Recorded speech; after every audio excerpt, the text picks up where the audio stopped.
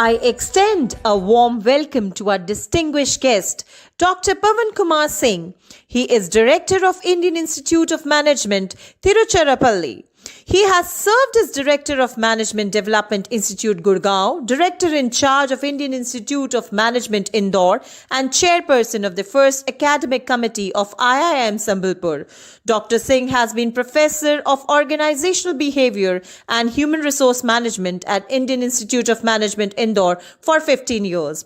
He earlier served as faculty in management at National Institute of Industrial Engineering, Mumbai, Indira Gandhi National Open University, New Delhi, Kanpur University, and Vikram University at Ujjain. Prior to his joining academics, he worked for Bank of India as Industrial Relation Officer, having served at Jamshedpur and Ranchi. Dr. Singh is PhD in Management with post-graduation in Economics as well as Personal Management and Industrial Relations. Dr. Singh enjoys traveling, music, cricket, poetry, astronomy, and reading quotations. So, ladies and gentlemen, please put your hands together to welcome Dr. Pawan Singh.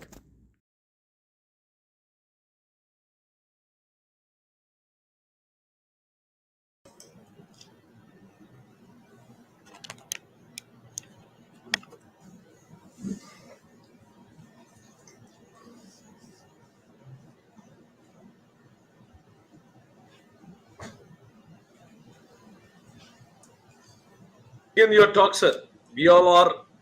All stage is yours. You may begin your talk. Most welcome. Namaskar. Am I audible? Yes, yes, audible, visual, both. Let's begin. Wonderful, wonderful, wonderful. So my time starts now. Please close it. First of all, my namaskar to all Sudhijana. Sudhijana in Sanskrit means those who are inclined towards subtler aspects of humanity and the call for the world order. So my sincere pranam to all Sudhijana. And first of all, very much thanks to United Consciousness for celebrating International Day of Peace. And my topic is compassion as a spiritual principle, cultivating empathy and understanding. Very deep topic. So since time is so limited, I'll come straight to topic. Recently, I've been working on the auspicious names of gods and form of goddesses.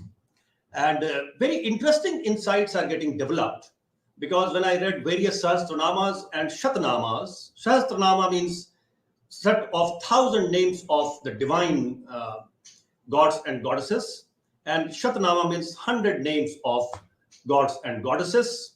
I'll just quote few of these. What are the names? What I did in my methodology, I took all the names and categorized into 3 categories. First set of names of God, which only God can live with. Human being cannot live with those characteristics. And second set of names were very furious and dreadful forms of God. And let it be with the God, and human being need not to follow that, and neither we can do that. And third set emerged as those names of gods and goddesses which human being can look into, can dive deeper into, and can perhaps adapt to one's own life. So this is the third set, which is more important for me and maybe for all of us. And I'll just quote few of them. Say, 2 days back, we celebrated Radha Ashtami, that is birthday of Radhaji, the consort and the companion of Lord Krishna. And one name of Radhaji is Karunarnav Sampurna. Our topic is compassion. See the name of goddess. Karunarnav Sampurna. Karuna Arnav. Arnav means ocean. Karuna Arnav Sampurna. The complete ocean of compassion. That is Sri Radhaji. That is one name. Then in Bhavani Sahasranam, I found one name, Karunalaya. That the goddess is, Alaya means abode. A big abode of compassion. We should learn from these all. I found in Gopal Sahasranam one name of God, Gopal or Krishna, that is Karuna Nidhi. And Nidhi means, let us say, treasure house, and Karuna Nidhi, the treasure of compassion. Now, when we say that the God is Anshi and we are Ansh, means God is the wholesome and we are the part of God. In that case, if part does not carry the characteristics of the whole, it is not dignified for the part to be part of that particular whole. So, Karunanidhi, Karunarnav Sampurna, Karunanay, and there are series, but I will not go into that much into this length because I have to cover a few more things. So these are some names of gods and goddesses which indicate towards having compassion. And let me say that the Sahasranama or Shatanama, Nama means noun, but actually the names of gods and goddesses, they are not nouns, they are adjectives, they are Visheshana, they are characteristics, and we should try to actually imbibe. If I am part of you, O Almighty, when I am part of yours, let me have a minuscule part of your characteristics into my life so that I also feel dignified. I also pay my gratitude to you. Because we may discuss who believes in God, who follows God. I think one description of that person who follows God may be that that person follows God who follows the characteristics of God or goddesses and tries to imbibe few of them. There are many Upanishads, and let me say again, I had told in Jaisalmer also, 194 Upanishads are available. And when you see the series of Upanishad, the second Upanishad is called Kenopanishad. There is no listing, no order, no ranking. But first Upanishad is Ishavasya Upanishad in any listing, and second is Kenopanishad.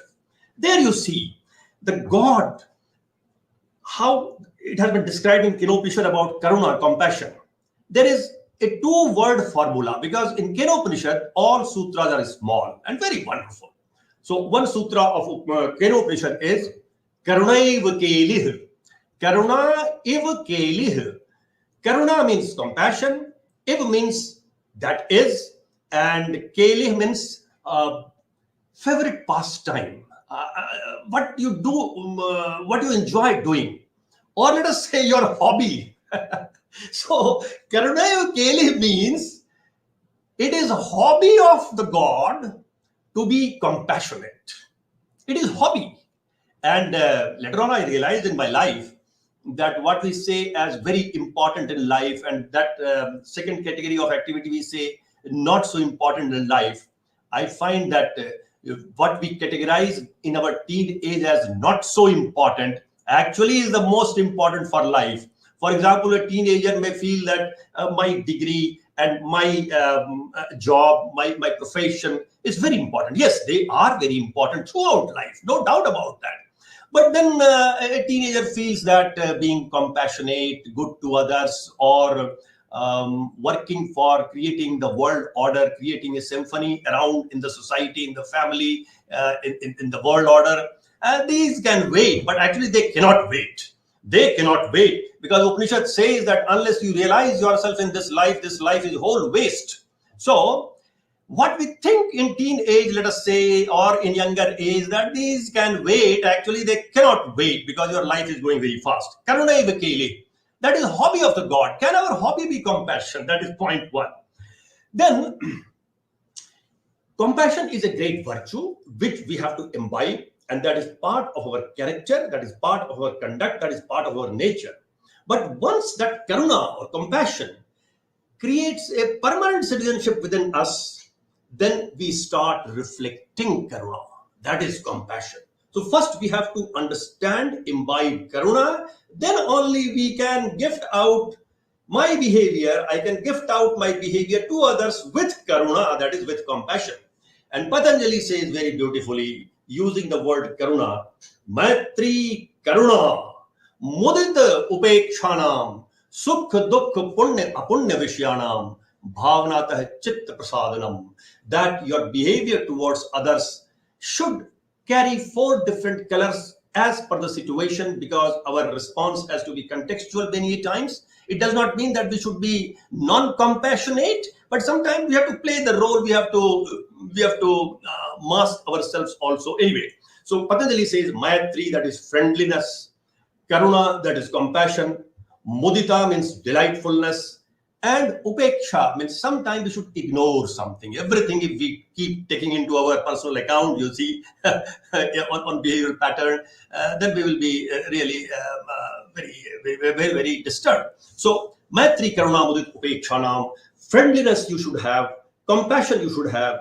delightfulness you should have, and just a tendency to ignore some others' behavior we should have. And he also says that friendliness should be towards those who are happy, and compassion basically should be towards those who are unhappy. And we see that world on the whole is more unhappy than happy. I'm not a pessimistic person, but you see the orders in the world, or in the countries, or in the distant part of the globe, or in the society, in the family, we are struggling to live within our nature. I'm not saying that we should acquire something extraordinary behavior, but even for ordinary behavior, and what is ordinary behavior? Ordinary behavior basically means getting established in one's own nature.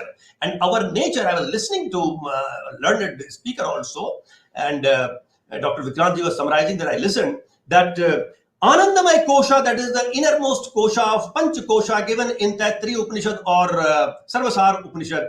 Anandamay Kosha is the core, is the center, and that is my nature, that is our nature.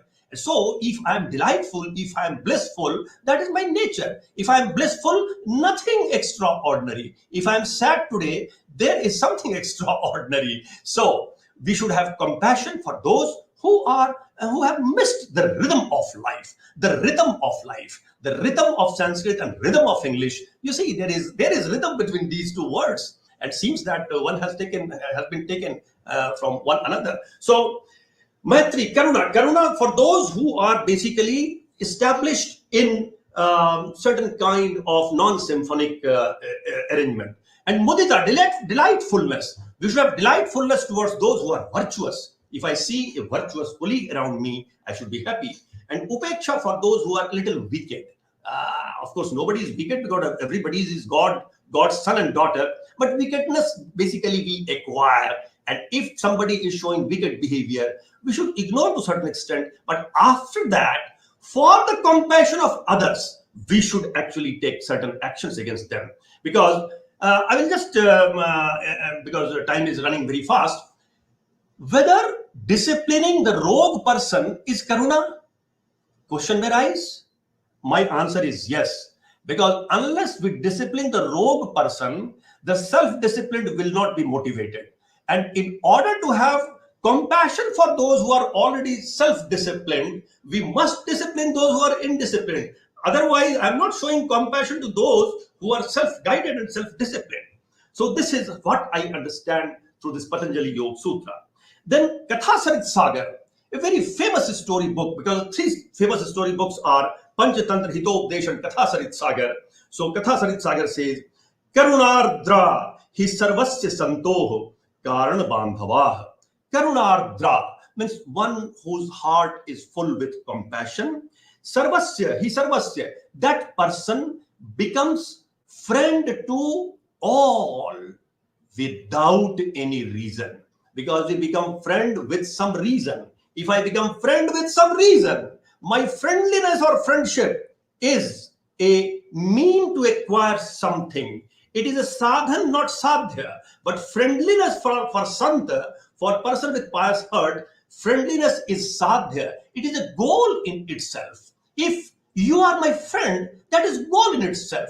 Not that because you are my friend, so I'll make use of you in certain aspect of life to get so-called success. No. My friendship with you is not a sadhan, not a mean, but it's a goal in itself. This is what Kathasarit Sagar basically indicates. So there are a lot of, let us say, this life without karuna is not a life. And to say a statement that it is human being, it is compassion which separates human being from other creatures is a wrong statement.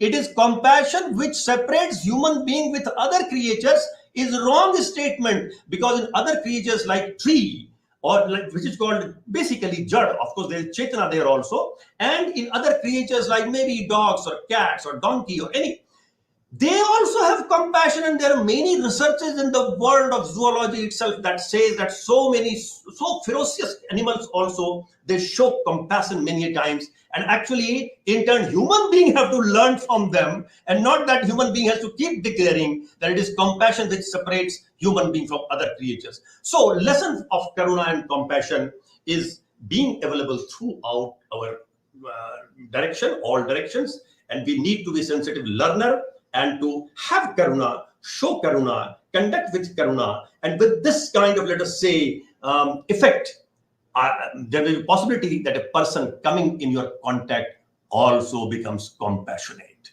I think 10:55 that the watch is indicating, and we respect time to the full extent. So thank you very much for giving this opportunity, and may we all be happy, and may we because we exist, others also may be happy. Thank you very much.